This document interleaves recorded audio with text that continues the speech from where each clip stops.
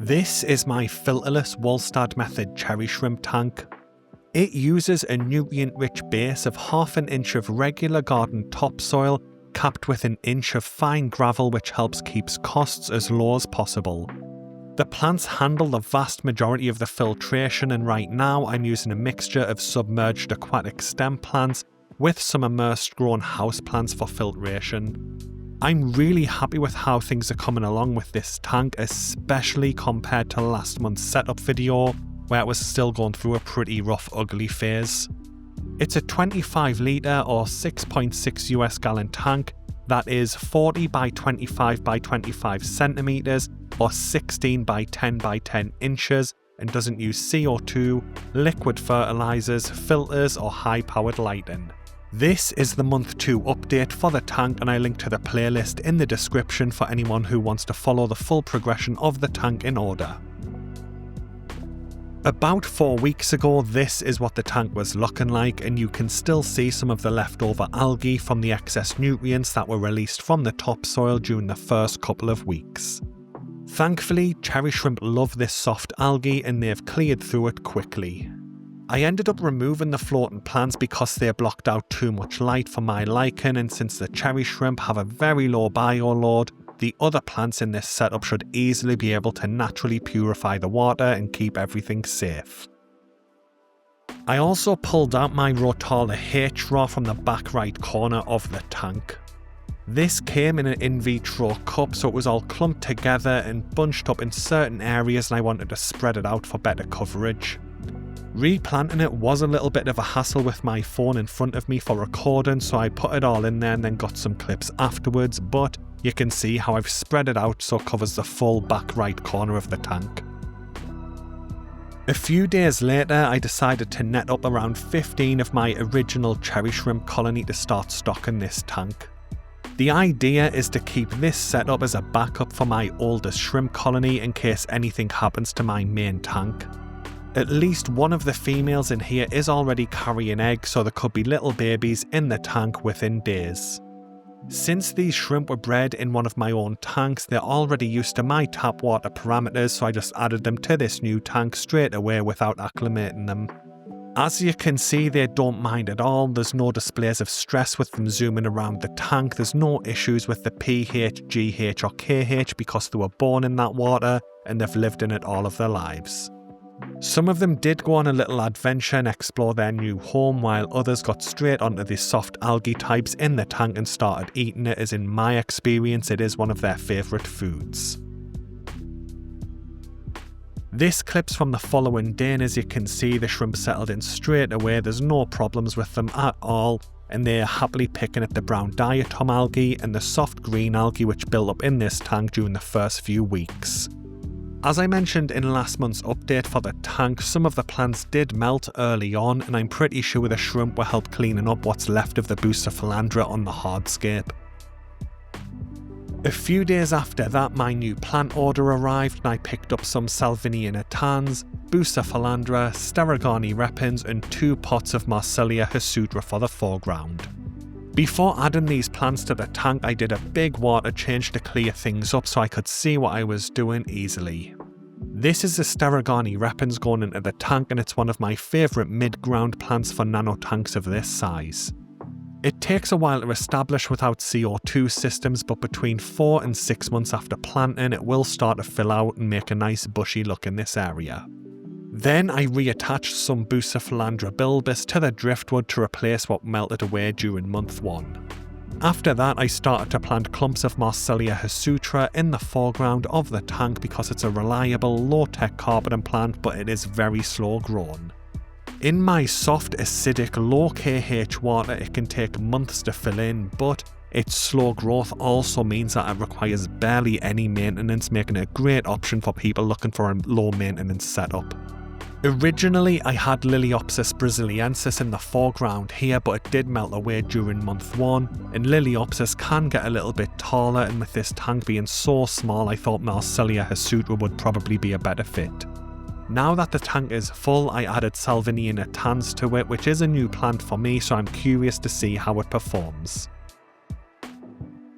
I also picked up a zebra neurite snail and a red onion neurite snail to help with algae control in one of my larger tanks, but I did decide to temporarily add them to this setup. The goal is for these snails to help the shrimp clear away the remaining algae as fast as possible, because I always target feed my shrimp once the algae's gone anyway, and, in my experience at least, target feeding Neocaridina shrimp with protein-rich foods does boost breeding yields.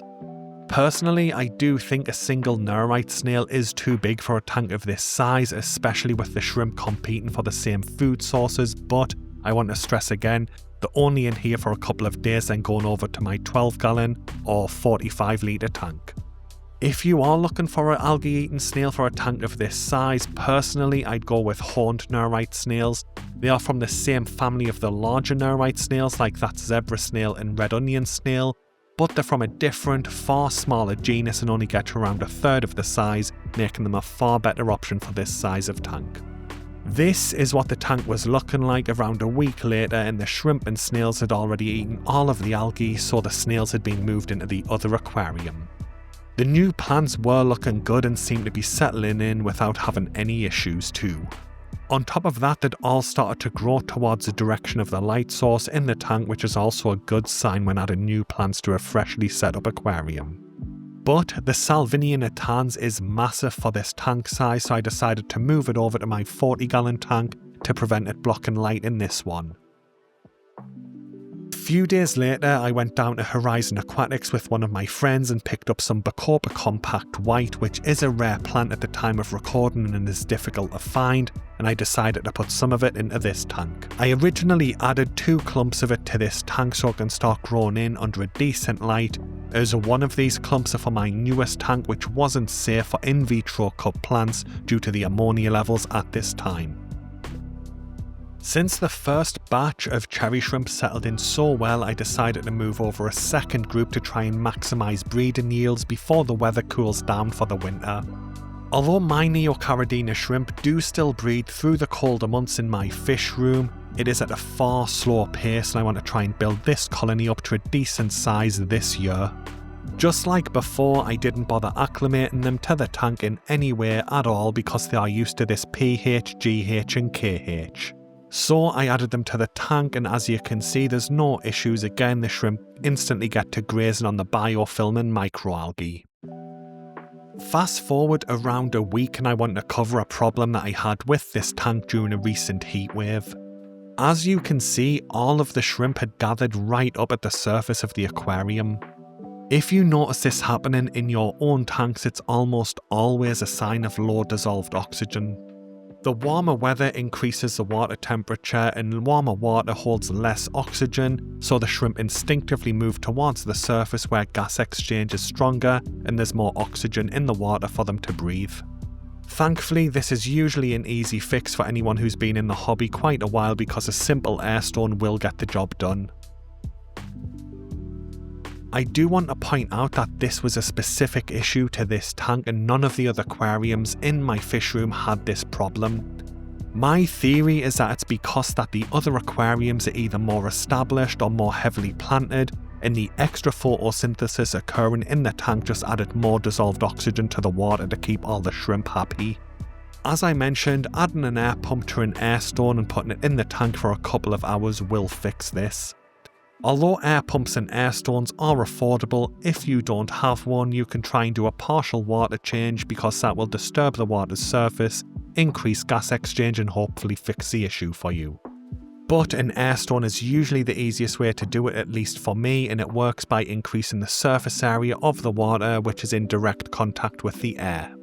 Long term, this shouldn't be an issue for this tank once all of the plants are more established and photosynthesizing at an optimal rate, but it is something to watch out for during hot weather. This clip is from around 10 minutes after adding the air stone to the tank, and you can see that the shrimp have already gone back to grazing on algae and biofilm in the tank. Moving forward a few more days, and the Limnophila Sessiliflora in the back definitely needed a trim, but overall the tank was looking great and I was really happy with its progress. The biofilm on the surface should start to settle down once the excess proteins, sugars and lipids from the earlier plant melt are cleared out of the water. When it comes to trimming my stem plants, I don't do anything fancy, I simply cut them back to the height I want them and then let them regrow in from there. Limnophila Sessiliflora is a very hardy stem plant, so don't be shy if you're trimming it back in your own tanks. So that brings us up to today, and this is what the tank is currently looking like, and I'm really happy with the progress it's made so far. The Staurogyne Repens, Marsilea Hirsuta and Rotala H'Ra still need a bit of time to fill in correctly and get to roughly where I want them, but everything is moving in the right direction. The Hygrophila Siamensis 53B, which refused to grow during month 1, has finally started to grow in the tank too. But with this much Limnophila Sessiliflora in the back of the tank, the Hygrophila just isn't important for water purification anymore in this tank. That said, I do still like its broad long leaves, so I will be keeping some in the mid-ground of the tank and trimming it to keep it short. The Tradescantia Zebrina houseplant, which has grown with its roots dipping in the water, has really taken off in this tank and 2 of my other tanks that I have it in right now, and it's one of the strongest houseplants I keep by far. Its purple colour also makes it pop and catch the eye as well, which can add some unique colours to your tank without the need for high-powered lighting. On the other hand, the Monstera Adansonii is struggling, and I'm guessing it's due to a lack of nutrients available in the water for it because the Limnophila Sessiliflora and Tradescantia are picking up the majority of it. When it comes to feeding the tank, I'm currently adding 1 Hikari mini algae wafer and 2 Fluval Bug Bites light green label granules to the tank per day. The idea behind using 2 different foods is to give the shrimp a mix of different protein, vitamin and mineral sources in the 2 ingredients list to try and complete their diet and increase overall health. In my experience, Neocaridina shrimp, regardless of their colour, always produce more young once they have protein in their diet too, so I am trying to encourage breeding. Right now, this amount of food just isn't adding much nutrients to the water column, so I do think that's why the Monstera is struggling, but with any luck, the shrimp will produce a couple of batches of babies over the next month or maybe 2 months, then I can ramp up the feeding and gradually start to increase the bioload of the tank, and hopefully the Monstera will pull round. I do want to point out that I'm intentionally leaving the algae on the side panels of the glass, as it's a great food source for baby Neocaridina shrimp, and I got that tip from the Garden of Eden YouTube channel. But if you don't like the look of algae on your glass, you can easily clean that off with a paper towel within seconds, it's not an issue.